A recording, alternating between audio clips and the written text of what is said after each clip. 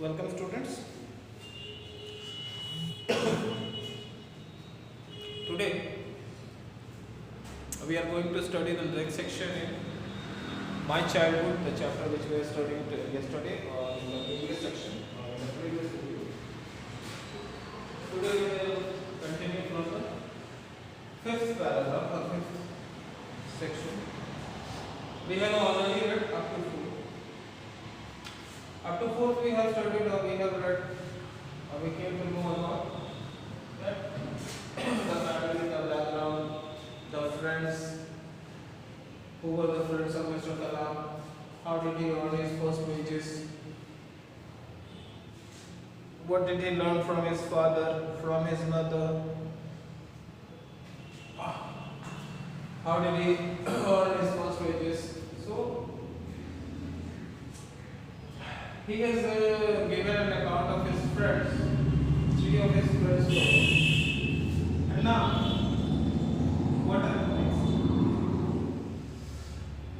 During the annual Sitaram Kalyan means marriage. Sri Sitaram Kalyan ceremony, our family used to arrange boats with a special platform for carrying items of the Lord from the temple to the marriage site, situated in the middle of the pond called Ram Tirth, which was near our house. तो ये सालाना एक कार्यक्रम हुआ करता था जिसमें सीताराम, श्री सीताराम इन दोनों का ब्याह का उत्सव मनाया जाता था।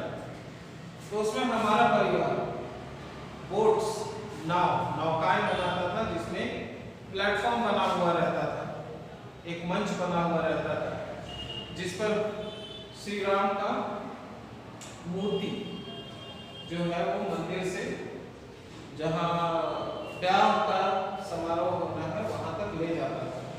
तो समारोह कहाँ होता था? तो एक तालाब, उस तालाब के बीच में एक छोटा सा जगह था, उसको राम तीर्थ कहते थे, वो उनके घर के ही पास था। अब यहाँ पर ये इन्होंने मुख्य तौर पर मेंशन करने के पीछे एक रीजन ये भी हो सकता है कि जिस समय वो छोटे थे उस समय इस तरह का कोई भेदभाव नहीं हुआ करता था। उस समय समाज में ये बंटवारा नहीं था कि हम मुस्लिम हैं तो हम आपके देवी देवताओं को से हमारे लिए निषिद्धता है, या हम हिंदू हैं तो मुस्लिमों से हम दूर रहेंगे। इस तरह के कोई भेदभाव की भावना समाज में नहीं थी। Even from Ramayana and from the life of the prophet were bedtime stories my mother and grandmother would tell the children in our family. हमारे घर में हमारी दादी माँ और हमारी माँ हमें कहानियां सुनाया करती थी सोने के समय, और मुख्य तौर पर वो कहानियां क्या थी? रामायण और प्रोफेट यानी प्रोफेट मोहम्मद साहब जो मुस्लिमों के धर्म के प्रणेता हैं, और रामायण की कहानी वो लोग सुना करते थे। अब वो अपने जीवन की घटना के बारे में जिक्र करते हैं। One day when I was in the 5th standard at the Rameshwaram Elementary School, a new teacher came to our class. I used to wear a cap which marked me as a Muslim, and I always sat in the front row next to Ramananda Shastri. एक दिन हमारे school में जब मैं 5वीं class में था तो हमारे स्कूल में एक नए टीचर आए। स्कूल का नाम दिया हुआ है रामेश्वरम एलिमेंट्री स्कूल। तो वहाँ एक नए टीचर आए हमारे क्लास में। क्योंकि मैं मुस्लिम था तो मेरे सिर पर एक टोपी हुआ करती थी, वो स्कल कैप में पहनते हैं, और मैं हमेशा पहली बेंच में या पहली पंक्ति में ही बैठता था, क्योंकि उस समय बेंच तो शायद नहीं थे, वो नीचे की जमीन पर बैठते थे, तो पहली पंक्ति में ही बैठता था। और किसके साथ? तो रामानंद शास्त्री। ध्यान होगा रामानंद शास्त्री कौन थे? वो वहां का जो रामेश्वरम मंदिर है उसके महंत हैं, उसके बेटा है रामानंद शास्त्री। तो वो क्या पहनते थे? क्योंकि वो एक ब्राह्मण है तो वो एक जनेऊ पहनते थे, सेक्रेट थ्रेड। ये देखिए वो कोट का इमेज दिया हुआ है जिसमें वो लोग राम सीता की ले जाया करते थे मूर्तियां। सो उसके बाद क्योंकि वो एक ब्राह्मण के बेटे थे तो वो जनेऊ पहनते थे। अब हुआ क्या? The new teacher could not stomach a Hindu priest's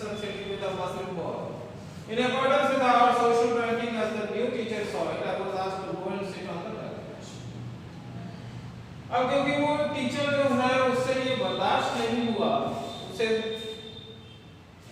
अजीब लगा, ये बर्दाश्त नहीं हुआ कि कोई ब्राह्मण का बेटा किसी मुस्लिम के बच्चे के साथ कैसे बैठ सकता है।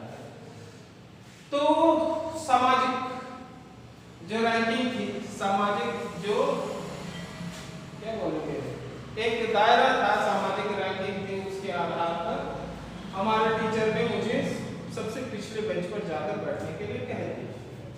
आई फेल्ट वेरी सैड, मुझे बहुत उदासी हुई। And so did Ramanand Shastri, और वैसा ही रामानंद शास्त्री को भी महसूस हुआ। He looked utterly downcast as I shifted to my seat in the last row. The image of him weeping when I shifted to the last row left a lasting impression on me.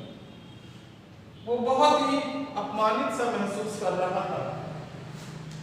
देखिए यहाँ पर line समझिए, रामानंद शास्त्री अपमानित महसूस कर रहा था जब मैं अपनी पहली पंक्ति से उठकर पीछे की तरफ जा रहा था, और जब मैं लास्ट रो की तरफ जा रहा था तब मैंने उसे रोता हुआ देखा था।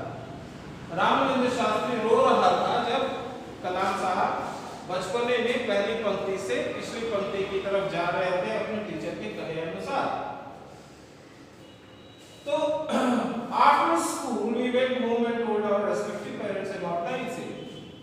Lakshman Shastri summoned the teacher and in our presence told the teacher that he should not spread the poison of social inequality and communal intolerance in the minds of innocent children. School जाने के बाद हम लोग घर गए और हमने अपने अपने पेरेंट्स को इस घटना के बारे में बताई। लक्ष्मण शास्त्री जो महंत थे, काफी बड़ा रुतबा रखते थे गांव में, उन्होंने टीचर को बुलवाया और हमारी उपस्थिति में ही, यानी हमारे सामने ही टीचर को कहा कि इस तरह की जो spread of poison of social inequality, यानी सामाजिक असमानता का जहर, और कम्युनल इंटॉलरेंस, कम्युनल मतलब होता है धर्म के आधार पर, जो इंटॉलरेंस है, असहिष्णुता है, वो हमारे छोटे छोटे मासूम दिमागों में न डाले।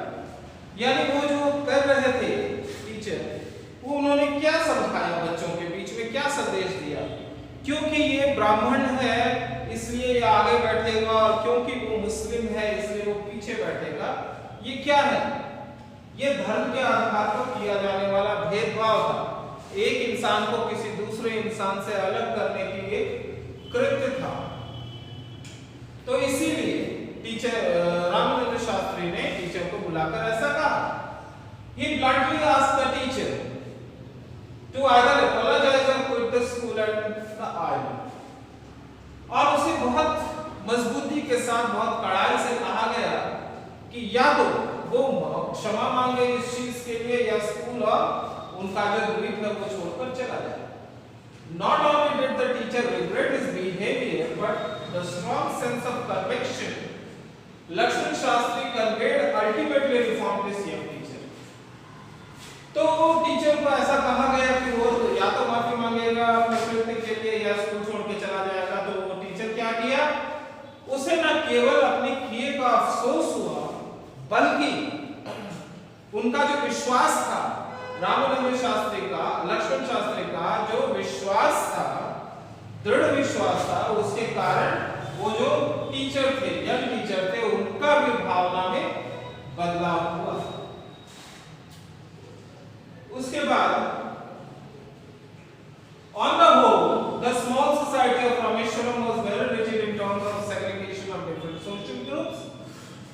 However, my science teacher Shiv Subramania Iyer, though an orthodox Brahmin with a very conservative mind, was something of a rebel. तो कहा जाए तो हमारा एक छोटा सा समाज रामेश्वरम था, वो बहुत ही दृढ़ था और लोगों के बंटवारों की बात नहीं करना चाहता था। मेरा जो साइंस टीचर थे उनका नाम था शिव सुब्रमण्य अय्यर। वो एक ब्राह्मण परिवार से आते थे और उनकी पत्नी बहुत ही कंजर्वेटिव थी, यानी अपने आप को बहुत ही छोटे से दायरे में वो बांध कर रखती थी। वो एक तरह से विरोधी थी। He did his best to break social barriers so that people from varying backgrounds could mingle easily. और उन्होंने हमेशा प्रयास किया कि सामाजिक बंधनों को तोड़ा जाए ताकि अलग-अलग जो बैकग्राउंड है, अलग-अलग समाज के लोग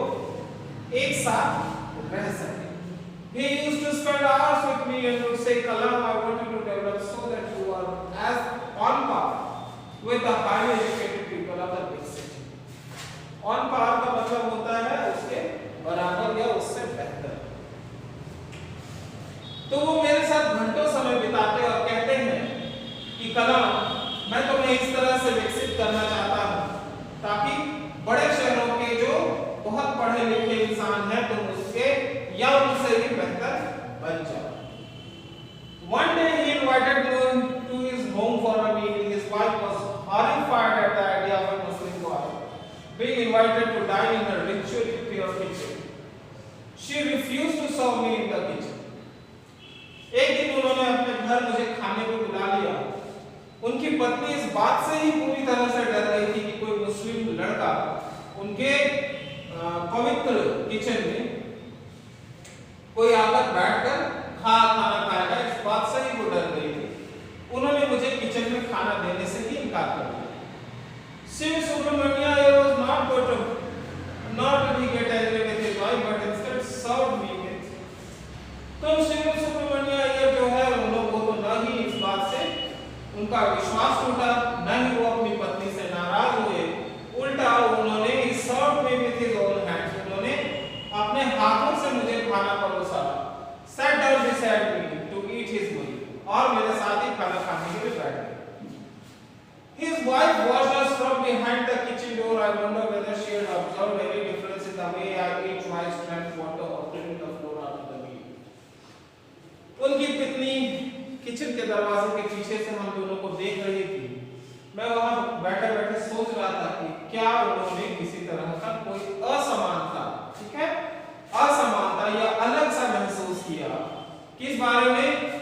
मेरे खाना खाने के बारे में, यानी मैं चावल जिस तरह से खाता था, या पानी जिस तरह से पीता था, या खाना खा लेने के बाद फ्लोर से जो जूठन मैंने उठा दी, उसमें उन्होंने कोई अंतर देखा। तो यहाँ पर आप देख रहे हैं एक लाइन है, clean the floor after the meal. खाना खाने के बाद जो मैंने फर्श साफ कर दिया। तो ये देखिए, पहले भी आज भी बहुत सारे घरों में आप देखिएगा कि जो लोग खाना खाते हैं वो खाना खाने के बाद अपना जो जूठन है उसे हटा देते हैं, साफ कर देते हैं खुद से। ये एक खुद में जागने वाला एक गुण होता है। पहले के लोगों में ये सामान्य हुआ करता था, अब सिखाया जाता है। तो कैसे सिखाया जा सकता है? तो बचपन से ही हमें अपने बच्चों के सामने, छोटे बच्चों के सामने इस तरह की काम करना चाहिए, ठीक है। जैसे उनके सामने यदि आप अपना खाने का जूठन खुद से उठा लेते हैं तो आप पाएंगे कि वो भी उठाने लगे हैं, तो उनको बोलने का जरूरत नहीं पड़ेगा, आपको भी इस तरह से करना चाहिए। उनकी पत्नी उसे उन दोनों को दरवाजे के पीछे से ही देख रही थी, और कलाम साहब ये सोचते हैं बचपने में कि क्या वहां से वो मेरे चावल खाने के में कोई अंतर था, या पानी पीने में के तरीके में कोई अंतर था, या फर्श साफ करने में कोई अंतर था। When I was leaving his house, Shiv Subramanya invited me to join him for dinner again the next weekend. Observing my hesitation, he told me not to get upset.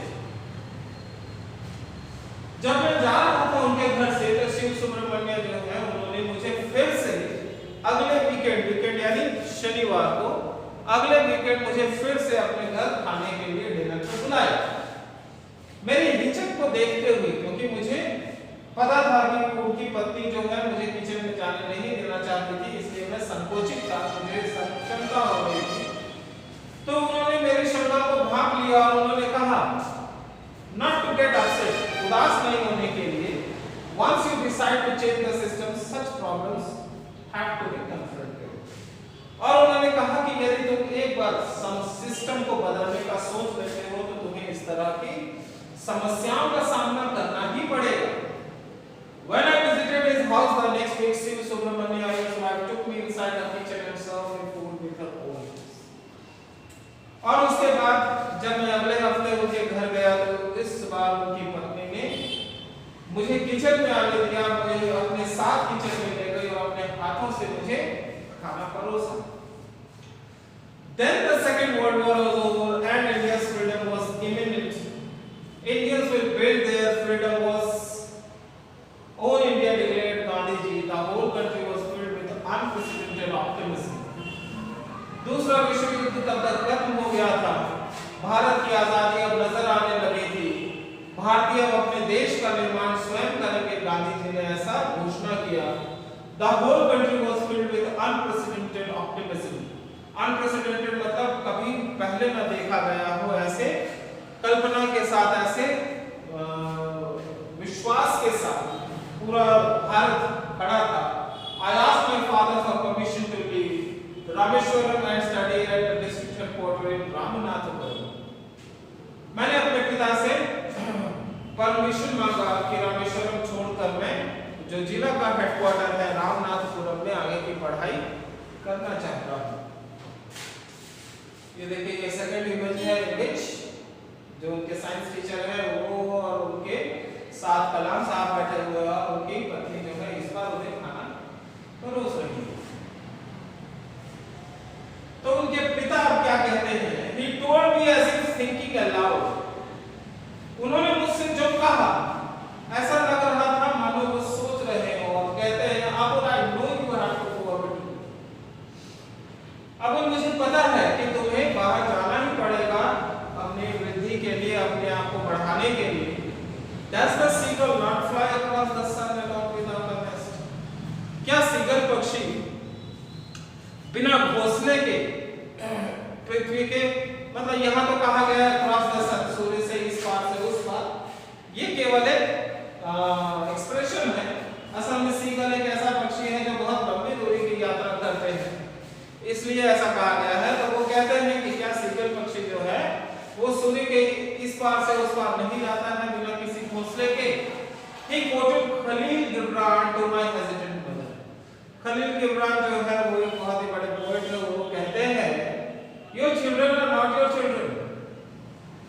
मेरी माँ क्योंकि हिचक रही थी मुझे जाने के लिए, मुझे भेजने के लिए, तो वो उनको समझाते हुए कहते हैं कि तुम्हारे बच्चे जो हैं वो तुम्हारे बच्चे नहीं हैं। They are sons and daughters of life longing for itself. वो केवल अपने जीवन के संतानें हैं। They come through you but not from you. वो तुम्हारे कारण आते हैं लेकिन तुम्हारे लिए नहीं आते हैं, तुम्हारे द्वारा नहीं आते हैं। You may give them your love but not your thoughts. तुम उन्हें अपना प्रेम दे सकती हो लेकिन अपना सोच नहीं दे सकती हो, क्योंकि उनके पास सोचने की अपनी क्षमता। यहाँ पर आप उनके पिता की सोच को समझ सकते हैं। उनके पिता का सोच कितना शानदार है कि वो अपनी माँ अपनी पत्नी को अपने बच्चे से दूर करने के लिए, अपने पत्नी को अपने बच्चे से दूर होने में जो संकोचित है, जो डर लग रहा है जिसे, उसको समझाते हुए कहते हैं कि ये जो संतानें हैं ये तुम्हारी संतानें नहीं है, ये जीवन की संतानें हैं। जीवन यानी समाज, ठीक है, वो उनकी संतानें हैं और ये they come through you but not from you, ठीक है। तो इस तरह से वो उनको ढाढ़स बंधाने का प्रयास कर रहे हैं। तो ये है क्या? तो this is an extract from wings of fire, वो जो उनका ऑटोबायोग्राफी और written by mister APJ Abdul Kalam, उनके ही किताब का ये एक्सट्रैक्ट है, उनका खुद का लिखा हुआ है। This is it.